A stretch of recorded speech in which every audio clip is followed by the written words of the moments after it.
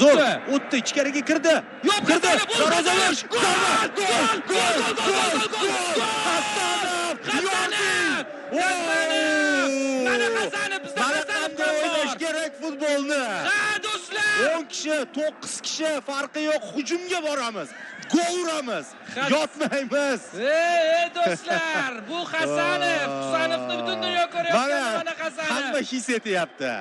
Butun O'zbekiston his etyapti buni. O'zbekcha futbol. Chempionatdagi eng super gol shu bo'ladi. Bosib o'tdi, o'ziga ishondi, darvozabon bilan yakkama-yakka chiqdi va oyoqlar orasidan kirgizib yuboryapti. Hasanov. Mana ko'ram, darvozabonimizni darhol boshlaganiga respekt. Bu assist do'stlar, bu Edersoncha assist bo'ldi bu.